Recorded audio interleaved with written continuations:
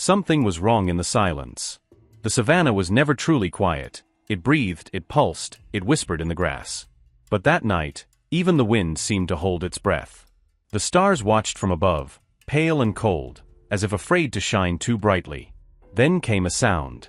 A single bark, sharp, desperate, and then nothing. Under the bruised sky, a flashlight flickered once and vanished. Far away, a shape moved, limping, dragging a hind leg through the dust. The moon caught its outline for only a heartbeat, small, fragile, alone. No one saw what chased it. No one saw what it was running from. Only the tracks remained, paw prints, deep and wide, pressed into the soil behind it. Lion tracks. By dawn, the dog had stopped running. It stood on the edge of a dry riverbed, trembling, ribs showing like broken branches beneath the skin. Around its leg, a loop of wire glinted faintly in the first light, a poacher's snare. Every movement tore at flesh. Still, it walked. One step, then another, toward the crooked shadow of a dead baobab tree. The air shimmered with heat. The horizon burned white. No people, no roads, only the endless plain, stretching into forever. When it finally collapsed beneath the tree, the world went still again.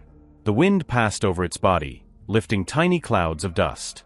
The flies came soon after, circling the open wounds. The dog didn't fight them. It didn't have the strength. Hours slipped by. Then, somewhere in the tall grass, a shadow stirred. Massive paws. Golden fur. Silent steps. A lioness. Her eyes glowed amber in the sunlight. She moved closer, cautious but curious, her muscles rippling with each breath. The scent of blood guided her. She stopped a few meters away, tail twitching. She'd seen dogs before, the noisy creatures that followed humans, but never one like this, broken, silent, hanging between life and death. She lowered her head and sniffed. The dog whimpered weakly, eyes half open. Another shadow joined her. The male. He was larger, his mane catching the light like fire. His face bore scars, marks of battles long won.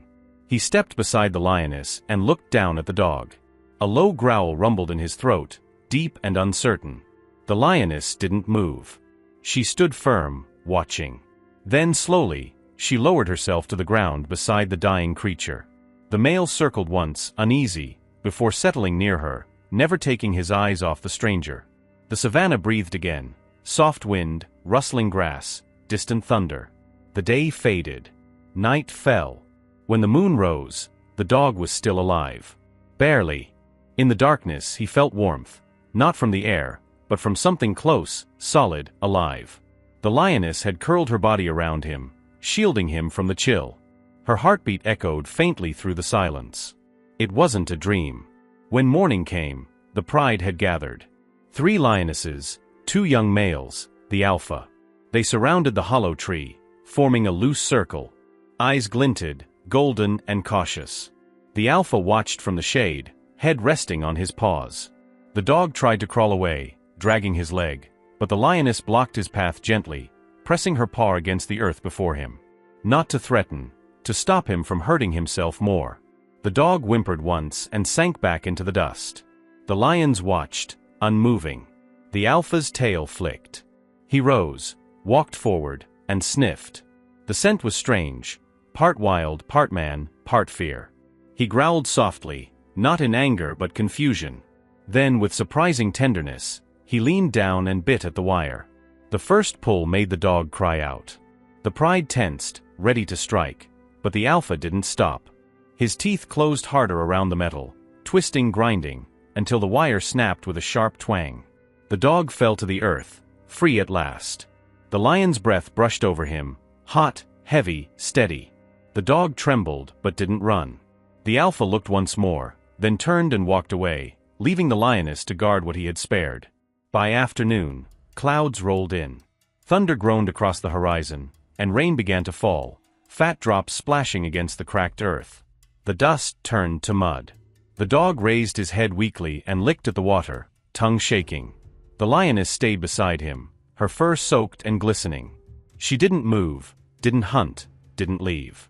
She only watched the rain wash the dirt from his wounds. For 3 days, she stayed. When the dog tried to walk, she followed. When he stumbled, she nudged him back up. When he slept, she lay near enough that her breath brushed his fur. From the ridge, the alpha watched. He didn't understand. This was not the way of the wild. The wounded were left behind. Yet something in the lioness's patience silenced him. He had seen violence, hunger, and death, but not this quiet defiance. On the fourth night, distant thunder returned. But this time, it wasn't from the sky. Headlights cut through the grass. Engines rumbled. The lions lifted their heads, ears twitching. The dog froze, body trembling. He knew that sound. The vehicle stopped not far from the tree line. Men climbed out, rifles slung across their backs, laughter breaking the still air. One of them kicked at the dirt. Another pointed toward the ridge. Poachers. The lioness growled, low and sharp. The alpha rose, his mane bristling. The men spread out, scanning the plain with flashlights. Their boots crunched against the dry grass. Then, a bark. Weak, hoarse, but loud enough to turn their heads. There. A dog, one shouted. Maybe from the camp.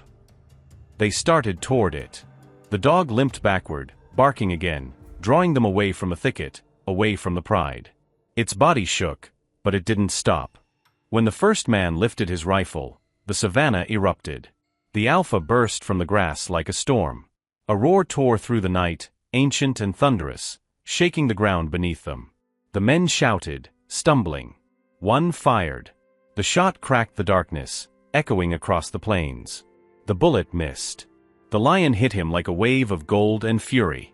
The others followed, shadows leaping, claws flashing, the air alive with roars and screams. The earth trembled. The poachers ran, scrambling back to their trucks.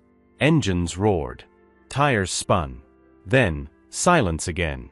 The lion stood in the rain, chests heaving, watching the headlights vanish into the distance.